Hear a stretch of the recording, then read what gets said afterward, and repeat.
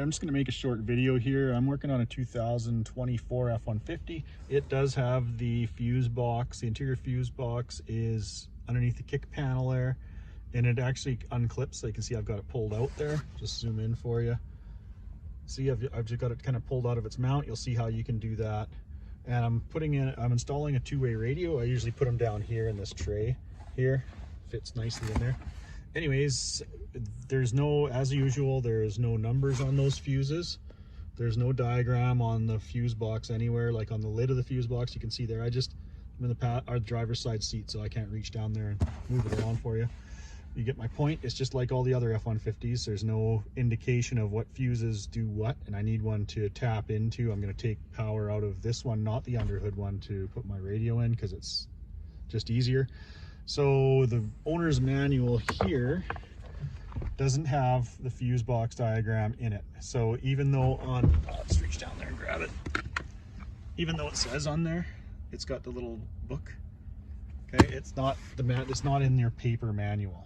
Okay, so you got to go into your navigation screen here, go into features, and here's your manual. Now I'm going to find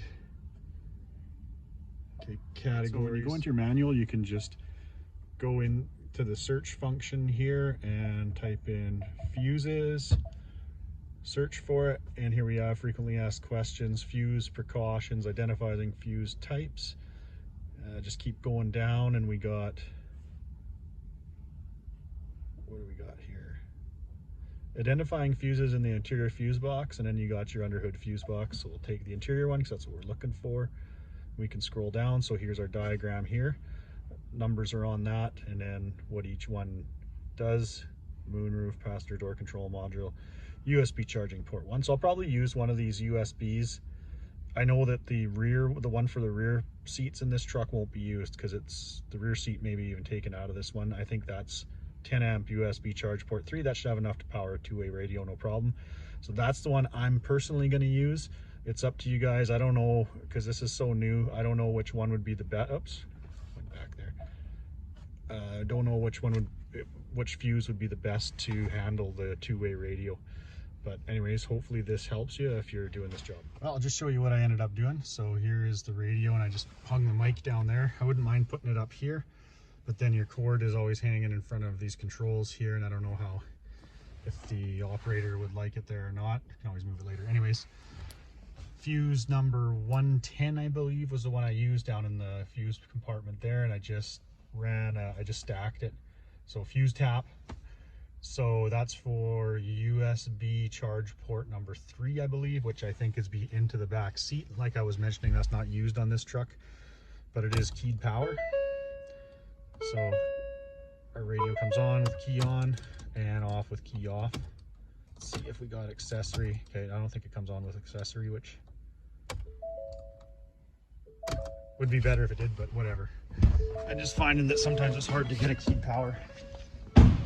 And what I like to do, if I can, is mount the antenna onto the back of like a headache rack or somewhere on the rear of the truck instead of under the hood. I have the mount there. I just straightened it out and put it on the headache rack like I did with the Ranger, because the ones that fit in the hood always seem to catch the fender of the hood. Then I'll show you what I did underneath here. I just ran it this time up in that body channel, and I just put a bit of silicone on it. I'm undercoating this truck, so you're not going to see my silicone job there. And I just drilled a little hole, put a grommet in there that fits nice and tight, and then from where that hole's drilled goes right underneath your trim panel here. There's a wiring harness in there. Run it right up through here, and then behind the glove box, pop that down. Behind the glove box, I've got my antenna cable there, and it's a pretty straight run. You just take this bottom trim piece off here, and you can run it right back up into your console. So wherever you want to mount your radio, if you mount it up on top there or down here, I actually end up cutting some holes back there to run the wires through in the back of the radio, so it sits a little bit deeper in the dash. These trucks are in the fleet for a very long time, and by the time they're sold, a couple holes down there, I know it's a new vehicle, but nobody cares about a couple holes down there by the time they go to auction, because they're Some of them don't even make it to auction, I'll put it that way. Anyway, so it's up to you if you want to cut holes or drill holes or whatever. You could always run your wires exposed or something like that if you don't want to wreck anything. And I just follow the factory harness there over, and the fuse box is really conveniently located down there where it's going to twist your back and neck up trying to get in there. But anyways, it's not a very long run for your wires. So I hope that helps, guys. That's just the 2024 F-150 wiring schematic. So far the radio is working. I haven't blown a fuse or anything like that, so I think the circuit can handle that extra load on it. Hit like and subscribe if this helped you out, and we'll see you on the next one.